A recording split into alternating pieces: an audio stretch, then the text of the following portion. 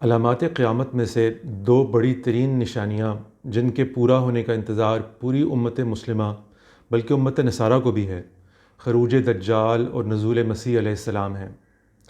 مسلمانوں کی عظمت رفتہ کی بازیافت کے اعتبار سے یہ اتنی بڑی نشانیاں ہیں کہ ہم نے اپنی ساری توقعات انہی سے وابستہ کر رکھی ہیں، اور مشرق وسطیٰ بالخصوص فلسطین میں سیاسی و جغرافیائی تبدیلیاں لانے کی جو حالیہ کوششیں امریکہ اور اسرائیل کے گٹھ جوڑ سے سامنے آ رہی ہیں، ان کے پیچھے بھی یہی نشانیاں اہم کردار ادا کر رہی ہیں۔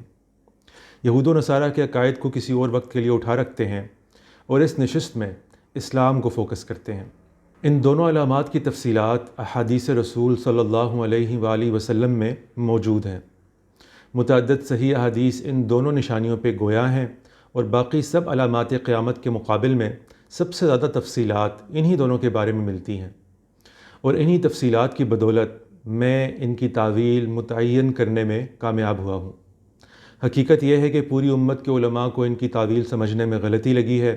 جو علماء ان علامات کے پورا ہونے سے پہلے گزرے ان سے تو کوئی شکایت نہیں، کیونکہ اللہ تعالیٰ نے ان علامات کو بیان ہی اس طرح کیا ہے کہ وہ جب پوری ہو جائیں یا ہو رہی ہوں تب ہی ان کا اطلاق ظاہر ہو۔ مگر جو علماء ان کے پورا ہونے کے باوجود انہیں نہیں سمجھ پائے، ان کا قصور بنتا ہے۔ چلیے اب ان کے لیے موقع ہے کہ وہ میری تعویلات پہ غور کریں اور اپنی اور امت کی تصحیح کر لیں۔ اپنے ایک دوسرے ویڈیو میں، جس کا لنک آپ کو یہاں اور ڈسکرپشن میں مل جائے گا، میں ان کی تعویل باقی علامات قیامت کے ساتھ بیان کر چکا ہوں، مگر وہاں یہ اجمال سے زیر بحث آئی تھیں، یہاں ان کی قدر تفصیل مقصود ہے۔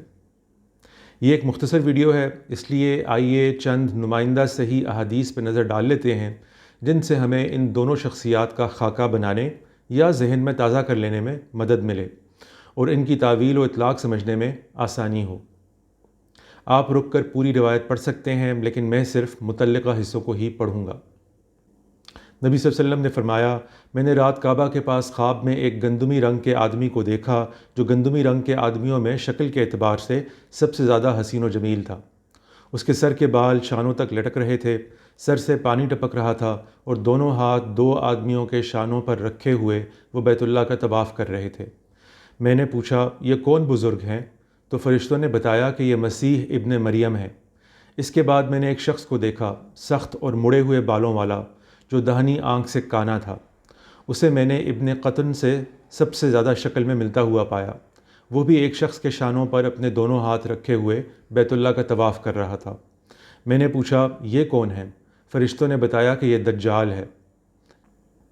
رسول اللہ صلی اللہ علیہ وآلہ وسلم نے فرمایا، میں جانتا ہوں کہ دجال کے ہمراہ کیا ہوگا۔ اس کے ہمراہ دو بہتے ہوئے دریا ہوں گے، ایک جو دیکھنے میں صاف پانی لگتا ہے اور دوسرا جو جلتی ہوئی آگ کی طرح دکھائی دیتا ہے۔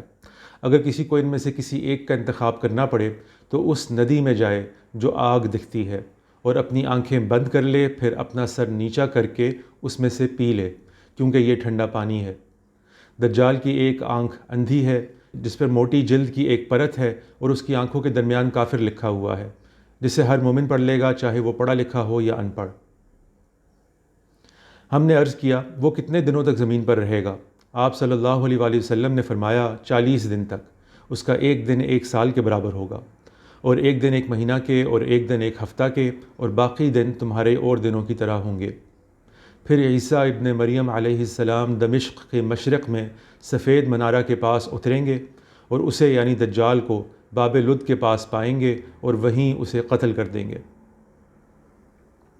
آپ صلی اللہ علیہ وآلہ وسلم نے فرمایا، اس کے بعد عیسیٰ ابن مریم علیہ السلام اتریں گے، اور ان مسلمانوں کا سپہ سالار انہیں آنے اور نماز کی امامت کرنے کی دعوت دے گا، پر وہ فرمائیں گے، نہیں، تم میں سے بعض بعض کے سردار ہیں۔ یہ اللہ کی طرف سے اس امت کے لیے اعزاز ہوگا۔ جب وہ اپنی صفیں تیار کرتے ہوئے جنگ کے لیے خود کو تیار کر رہے ہوں گے، بے شک نماز کا وقت آئے گا، اور پھر عیسیٰ ابن مریم علیہ السلام اتریں گے اور ان کی امامت کریں گے۔ جب اللہ کا دشمن انہیں دیکھے گا تو وہ اس طرح گھلے گا جیسے نمک پانی میں گھل جاتا ہے، اور اگر یہ اس کا مقابلہ نہ کریں تو بھی وہ مکمل طور پر تحلیل ہو جائے گا، لیکن اللہ انہیں ان کے ہاتھ سے مارے گا اور وہ اس کا خون اپنے نیزے پر دکھائیں گے۔ اس کی قسم جس کے ہاتھ میں میری جان ہے، مریم کا بیٹا جلد ہی تمہارے درمیان انصاف کرنے والا قاضی بن کر اترے گا، وہ صلیب کو توڑ دے گا، سور کو مار ڈالے گا، جزیہ کو ختم کر دے گا، اور دولت کی اس حد تک ریل پیل ہوگی کہ کوئی اسے قبول نہیں کرے گا۔ رسول اللہ صلی اللہ علیہ وسلم نے فرمایا، تم عرب پر حملہ کرو گے اور اللہ تمہیں فتح دے گا، پھر تم فارس پر حملہ کرو گے اور وہ تمہیں فتح دے گا، پھر تم روم پر حملہ کرو گے اور اللہ تمہیں فتح دے گا، پھر تم دجال پر حملہ کرو گے اور اللہ تمہیں اس پر فتح دے گا۔ دجال مشرق کی طرف سے مدینہ پر حملہ کرنے کے ارادے سے آئے گا، یہاں تک کہ وہ احد کے پیچھے اتر جائے گا، پھر فرشتے اس کا منہ شام کی طرف پھیر دیں گے اور وہاں وہ ہلاک ہو جائے گا۔ چنانچہ حدیث کے مطابق دجال کی اگر نمایاں خصوصیات مرتب کی جائیں تو وہ یہ ہوں گی: کانا یعنی داہنی آنکھ میں نابینا، آنکھوں کے درمیان یا پیشانی پہ کافر لکھا ہوا کہ ہر پڑھا لکھا اور ان پڑھ مومن اسے پڑھ لے گا۔ اس کے پاس آگ اور پانی کے دریا ہوں گے، جن میں آگ دراصل پانی کا دریا اور پانی آگ کا دریا ہوگا۔ زمین پر 40 دن رہے گا، جہاں ایک دن ایک سال کے برابر ہے، ایک دن ایک مہینے کی طرح، ایک دن ایک ہفتے کی طرح اور باقی دن دوسرے دنوں کی طرح۔ وہ مشرق سے مدینہ پر حملہ کرنے آئے گا، لیکن شام کی طرف پھیر دیا جائے گا۔ عیسیٰ علیہ السلام اس کا تعاقب کریں گے، وہ پانی میں نمک کی طرح گھلتا رہے گا یہاں تک کہ خود بخود مکمل طور پر گھل جائے، لیکن اللہ چاہے گا کہ اسے عیسیٰ علیہ السلام کے ہاتھوں قتل کر دیا جائے۔ اسی طرح حدیث کے مطابق حضرت مسیح علیہ السلام کی نمایاں خصوصیات یہ ہیں: وہ شام میں دجال کے فوراً بعد اتریں گے، جہاں مسلمان ان سے نماز کی امامت کے لیے کہیں گے، لیکن وہ یہ کہتے ہوئے انکار کریں گے کہ تمہارے امام تم ہی میں سے ہوں گے۔ دجال کا پیچھا کریں گے اور اسے قتل کر دیں گے اور اپنے نیزے پر اس کا خون دکھائیں گے۔ ایک منصفانہ قاضی ہوں گے، صلیب کو توڑ دیں گے، سور کو مار ڈالیں گے، جزیہ کا خاتمہ کر دیں گے، اور دولت کی اس حد تک ریل پیل ہوگی کہ کوئی اسے قبول نہیں کرے گا۔ اور یہ سب کچھ مسلمانوں کے عرب، پھر فارس، پھر روم اور بالآخر قسطنطنیہ کو فتح کرنے کے بعد ہوگا۔ لہٰذا ہمیشہ سے مسلم علماء کی روایتی اور مجمع علیہ تعویل یہی رہی ہے کہ یہ دونوں حقیقی افراد ہوں گے، یعنی عیسیٰ ابن مریم علیہ السلام بنفس نفیس آسمان سے اتریں گے اور ایک دست بدست لڑائی میں دجال کو قتل کر دیں گے، یہاں تک کہ ان کے پاس اس لڑائی تک پہنچنے کا ایک پورا روڈ میپ ہے، جس میں امام مہدی کی آمد بھی شامل ہے۔ اور یہی وجہ ہے کہ آج مسلمان بے چینی سے امام مہدی کا انتظار کر رہے ہیں، کیونکہ ان کی آمد کا مطلب یہ ہوگا کہ مسیح جلد ہی نازل ہونے والے ہیں۔ امام مہدی کے موضوع پہ میں ایک علیحدہ ویڈیو بنا چکا ہوں جو آپ کو یہاں مل جائے گا، مگر وہ ویڈیو ابھی انگریزی میں ہے، جلد ہی اردو میں بنا کر میں اس لنک کو بدل دوں گا۔ اور سپوائلر الرٹ، امام مہدی کو بھی غلط سمجھا گیا۔ لیکن کیا ہو کہ ایسا نہ ہو، یعنی دجال و مسیح کی یہ پیش گوئیاں حقیقی نہیں بلکہ تمثیلی ہوں۔ میں اس کی وضاحت کرتا ہوں۔ ہم جانتے ہیں کہ مستقبل کے احوال انبیاء کو یا انبیاء کے لیے رؤیا میں دکھائے جاتے ہیں، اسی وجہ سے وہ محتاج تعبیر و تعویل ہوتے ہیں۔ اس کی مثالیں ہمیں قرآن مجید میں مل جاتی ہیں۔ حضرت یوسف علیہ السلام کو دکھائے جانے والے سورج، چاند اور ستارے دراصل ان کے والد، والدہ اور بھائیوں کے لیے تمثیل تھے۔ اسی طرح بادشاہ کو دکھائی جانے والی گائیں اور بالیاں محض قحط سالی کے لیے تمثیل تھیں۔ احادیث میں بھی کتنے ہی ایسے مستقبل کے واقعات ہیں جو جاگتے اور سوتے نبی کریم صلی اللہ علیہ وآلہ وسلم کو دکھائے گئے۔ کچھ احادیث تو ہم اس ویڈیو میں دیکھ بھی آئے، تاہم ایسے تفصیلی رؤیا کا اصل ذخیرہ بائبل میں موجود ہے۔ وہاں انبیاء کو دکھائی جانے والی اتنی ڈھیر ساری تمثیلات درج ہیں کہ اللہ تعالیٰ کے پورے تمثیلی سٹرکچر کو سمجھنے کا موقع بھی ملتا ہے اور مشق کرنے کو بیش بہا مواد بھی۔ چنانچہ وہاں جانور دکھائے جاتے ہیں جو ریاستوں اور بادشاہوں کے لیے تمثیل ہوتے ہیں، گھڑ سوار دکھائے جاتے ہیں جو فتنوں کی عکاسی کرتے ہیں، نہریں دکھائی جاتی ہیں جو دراصل نہریں نہیں ہوتیں، اشیاء اور افراد دکھائے جاتے ہیں جو فقط مستقبل کے واقعات کے لیے تمثیل ہوتے ہیں۔ الغرض، رؤیا کا حقیقت و تمثیل کے امتزاج سے عبارت ہونے کا کانسیپٹ قرآن، حدیث اور بائبل تمام ابراہیمی مصادر سے ثابت ہوتا ہے۔ لہٰذا آئیے برسبیل تنزل یہ فرض کرتے ہیں کہ یہ پیش گوئیاں تمثیلی تھیں۔ پھر اگلا سوال یہ پیدا ہوتا ہے کہ وہ کس حقیقت کے لیے تمثیل تھیں؟ تو روایات میں دی گئی متعدد تفصیلات کی وجہ سے اور جس دور میں ہم رہ رہے ہیں اس کی وساطت سے ان دونوں نشانیوں کی تعویل پوری طرح واضح ہو چکی ہے۔ آئیے یہ کام اسی ترتیب سے کرتے ہیں جس میں ہم نے خصوصیات کو مرتب کیا تھا۔ تو پہلے دجال کو لیتے ہیں۔ دجال دراصل کمیونزم یعنی اشتمالیت یا اشتراکیت کے لیے تمثیل تھی، جس کی تجسیم سوویت یونین یا USSR کی ریاست میں ہوئی۔ کمیونزم ایک عالمی فتنہ تھا جو بین الاقوامی کشمکشوں اور کروڑوں انسانوں کی موت اور مظالم کا باعث بنا، اور اگر وہ کامیاب ہو جاتا تو دنیا سے مذہب کا ہی خاتمہ ہو جاتا۔ آئیے ایک ایک پیش گو خصوصیت کی تفصیلات دیکھتے ہیں کیسے ہوئی۔ کانا یعنی دہنی آنکھ میں نابینا۔ کمیونزم حقائق کے جس ناقص و نامکمل تجزیے کی پیداوار تھا، یہ اس کی تمثیل ہے۔ گویا حقائق دیکھنے والے کی ایک ہی آنکھ ہو اور وہ آدھے حقائق تک ہی پہنچ پایا ہو۔ کمیونزم نے انسانیت کا مسیحا ہونے کا جو دعویٰ کیا اور معاشرے کے مسائل کے جو حل تجویز کیے، وہ اسی ناقص تجزیہ حقائق سے پیدا ہوئے۔ دہنی آنکھ نابینا ہونے سے مراد بھلائی دیکھنے یا الہامی علم سے فیضیاب ہونے کی استعداد سے محرومی بھی ہو سکتی ہے، مگر چونکہ بعض روایات میں بائیں والی آنکھ نابینا ہونے کا تذکرہ بھی ہے، اس لیے اس خصوصیت پہ زیادہ غور نہیں کرتے۔ آنکھوں کے درمیان یا پیشانی پہ کافر لکھا ہوا کہ ہر پڑھا لکھا اور ان پڑھ مومن اسے پڑھ لے گا۔ یہ واضح طور پر کمیونزم کا کھلا اور اعلان کردہ ایتھیزم یعنی لادینیت کی طرف اشارہ تھا، جس نے اکثر وحشیانہ مظاہر بھی اختیار کیے۔ چنانچہ سائنسی الحاد سوویت یونین اور تقریباً تمام دیگر کمیونسٹ ریاستوں کا سرکاری مذہب قرار پایا۔ یہ کوئی ڈھکی چھپی یا گہرے علم کی حاصل حقیقت نہیں تھی جو بس کچھ دانشوروں کو ہی سمجھ میں آئی ہو، بلکہ جن اقوام کا بھی اس سے پالا پڑا، ان کے لیے گویا یہ پیشانی پر لکھی ایک ببانگ دہل دعوت و حقیقت تھی۔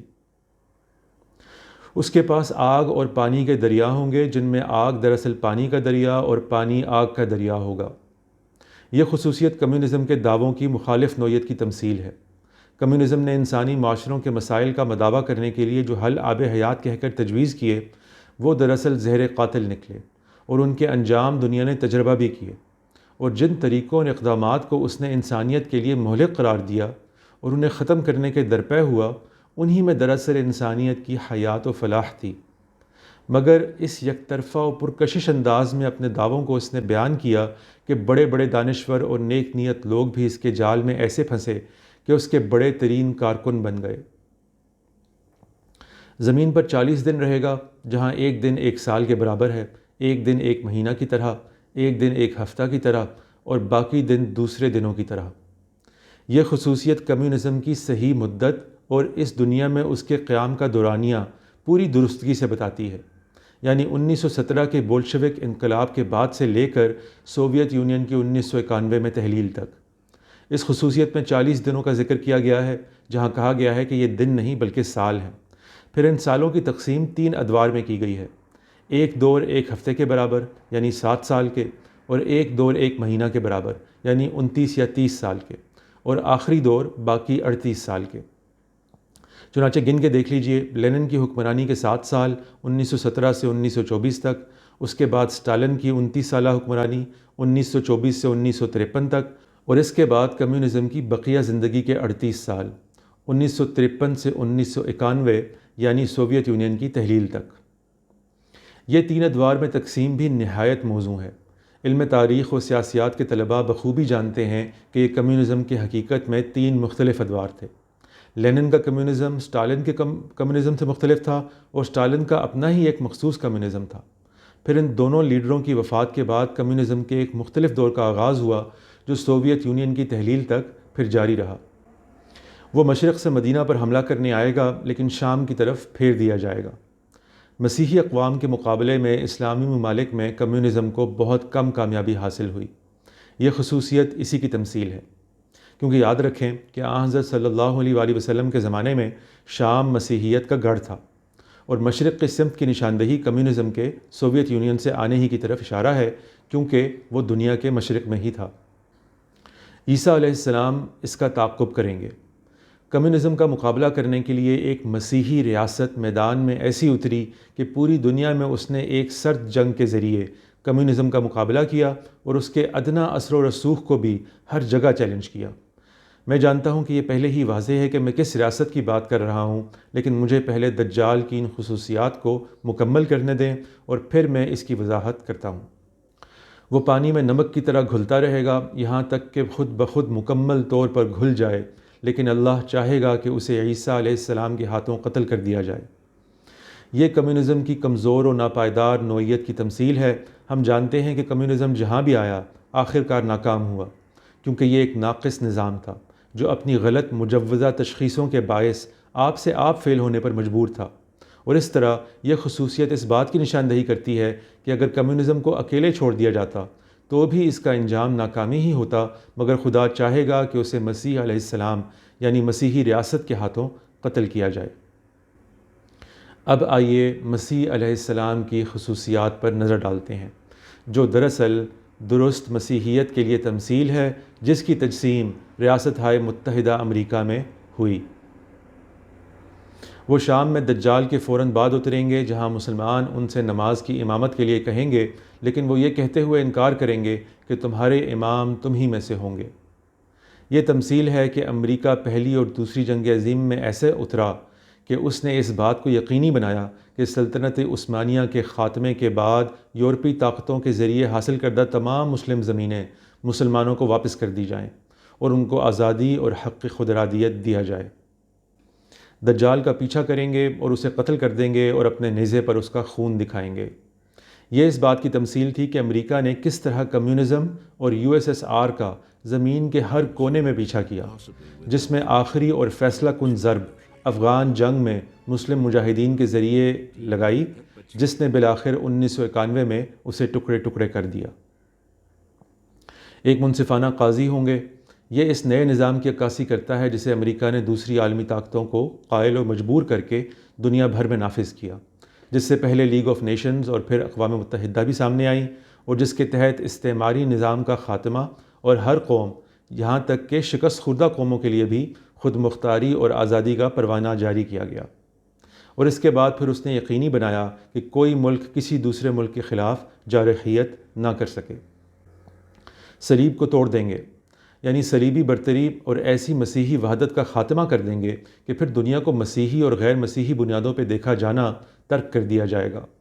چنانچہ خود بھی مسیحی ہوتے ہوئے امریکہ نے ایک طرف جرمنی کو ہولی رومن امپائر کے وارث اور تیسری تجسیم ہونے کے باوجود شکست دی، اور دوسری طرف باقی ماندہ مسیحی طاقتوں کو ان کی مرضی کے خلاف جلد از جلد استعمار اور نوآبادیات کے خاتمے کے لیے راضی کیا، اور پھر دنیا کی سب سے بڑی طاقت بن جانے کے باوجود استعمار کو اختیار نہیں کیا، بلکہ غیر مذہبی بنیادوں پر برابری و خود مختاری کے لیے کوشاں ہوا۔ سور کو مار ڈالیں گے ایک بار پھر سوویت یونین کے ٹوٹنے اور کمیونزم کے خاتمے کی تمثیل ہے، کیونکہ اس تفصیل پر مشتمل پیشگوئیاں دجال کے بارے میں تفصیلات پر مشتمل پیشگوئیوں سے الگ ہیں، اس لیے یہاں پہ یہ اس طرح بیان ہو گیا ہے۔ اسے سور سے تعبیر کرنے کی وجہ اس کے فتنہ ہونے کی حیثیت سے ہے، یعنی جس طرح سور حلال جانوروں کی جنس سے ہونے کے باوجود حرام ہے، اسی طرح ظاہری طور پہ دجال بھی بھلائی کا علم بردار محسوس ہوگا، لیکن اصل میں شدید ضرر اور نقصان لیے ہوئے ہوگا۔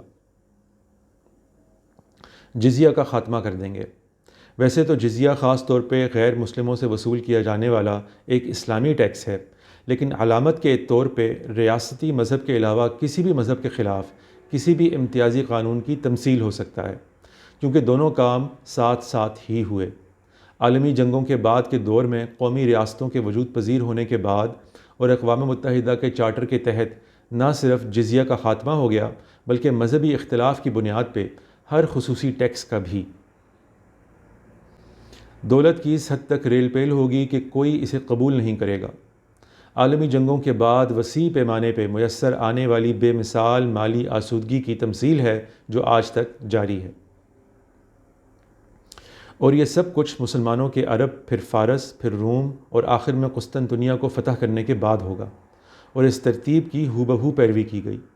مسلمانوں نے پہلے عرب، پھر فارس کی سلطنت کو فتح کیا، پھر روم کو شکست دے کر صرف اسے اناطولیہ تک محدود کر دیا، اور بالآخر 1453 میں اسے بھی فتح کر لیا۔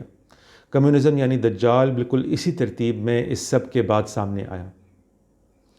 تو دیکھا آپ نے کس قدر مطابقت احوال سے یہ پیشگوئیاں پوری ہوئیں۔ ہم من حیث الامت چونکہ تاریخ کا کوئی خاص شغف نہیں رکھتے اور پچھلی لگ بھگ ایک صدی سے دنیا کے معاملات سے لا تعلق اور فیصلوں سے بے دخل ہو چکے ہیں، اس لیے یہ باور کرنے سے قاصر رہے کہ دجال و مسیح کی عالمی کشمکش سے ہی پچھلی صدی کا اکثر حصہ عبارت رہا۔ دنیا میں ایک کوہرام مچا رہا اور الہامی مذاہب کو ایک اتنے بڑے اور منظم چیلنج کا سامنا کرنا پڑا، مگر ہمارے علماء نے اسے تعویل کے اعتبار سے قابل التفات بھی نہیں سمجھا۔ خیر، اب ان کے سامنے یہ تعویل آ گئی ہے، میں چاہوں گا کہ وہ اب اس پہ غور کریں، اس لیے بھی کہ یہی درست ہے، اور اس لیے بھی کہ کتنی ہی مسلم تحریکیں ان پیش گوئیوں کی ہی بنیاد پہ اب تک برپا ہو رہی ہیں، جن سے دنیا کو بھی اور خود امت مسلمہ کو بھی نقصان کے سوا کچھ حاصل نہیں ہو رہا۔ ان تعویلات کو مان لینے کے نتیجے میں ہم یکسو ہو کر شاید دنیا میں پھر سے ایک کارآمد کردار ادا کرنے میں کامیاب ہو سکیں۔ مجھے معلوم ہے کہ ان تعویلات کو ہضم کرنا کوئی آسان کام نہیں۔ کو چاہیے ایک عمر اثر ہونے تک۔ ہماری امت نے بھی پچھلی امتوں کی طرح ایک ایسا حسین قصر تعمیر کر کے اپنی ساری توقعات اسی سے وابستہ کر رکھی ہیں کہ وہ آسانی سے اس کے سحر سے نکلنے والے نہیں۔ اس لیے میں کسی جلدی میں بھی نہیں ہوں، اور اسے وقتاً فوقتاً موضوع بحث بناتا رہا ہوں اور بناتا رہوں گا، اور امید کرتا ہوں کہ اللہ تعالیٰ اسے لوگوں کو سمجھانے میں، ان کے اشکالات رفع کرنے میں اور انہیں علمی طور پہ مطمئن کرنے میں میری مدد فرمائیں گے۔ لیکن اب مسلمانوں کے لیے اس کا کیا مطلب ہے؟ کیا اس کا مطلب یہ ہے کہ ہم امریکہ کو مسیح کی دوسری آمد کے طور پر قبول کر کے اور اس کے احکامات پر من و عمل کر لیا کریں؟ مزید یہ کہ مسیحیت کو مسیح کے طور پہ ان پیش گوئیوں میں کیوں پیش کیا گیا، اور مقابل میں کمیونزم کو دجال کے طور پہ کیوں پیش کیا گیا؟ یعنی یہ بھی تو ممکن تھا کہ بس ایک نیک شخص یا فرشتے کو کسی برے شخص یا شیطان سے تعبیر کر دیا جاتا، مگر ایسا کیوں نہ کیا گیا؟ یہ مخصوص علامتی سٹرکچر اور کردار آخر کیوں؟ یہ اور اس طرح کے دیگر جوابات کے لیے اس چینل کی پیروی کریں، اور اگر آپ کے کوئی سوالات ہیں جو آپ مجھ سے پوچھنا چاہیں تو براہ مہربانی نیچے دیے گئے لنک کے ذریعے میرے پیٹریون کو سبسکرائب کریں۔ میں اس طرح کے خیالات کا اظہار بھی وہاں کرتا رہتا ہوں، سوالات کے جوابات بھی دیتا ہوں اور براہ راست چیٹ بھی کرتا ہوں۔ مزید یہ کہ پیٹریون سبسکرپشن کے ذریعے آپ کی معاونت کے نتیجے میں مجھے اپنی ریسرچ پہ فوکس کرنے کا زیادہ وقت مل پائے گا۔ اس کے علاوہ میں نے اسلام میں 14 بڑی پیش گوئیوں کی تعویل پہ بھی ویڈیو بنائی ہے، آپ اسے یہاں یا نیچے لنک میں دیکھ سکتے ہیں، اور براہ مہربانی اسے اپنے متعلقہ علماء اور ائمہ کے ساتھ شیئر کریں تاکہ میری رائے پہ اچھی طرح سے تنقید کی جا سکے اور اس کی تنقیح ہو سکے۔ میں آپ کے تبصروں کا منتظر رہوں گا۔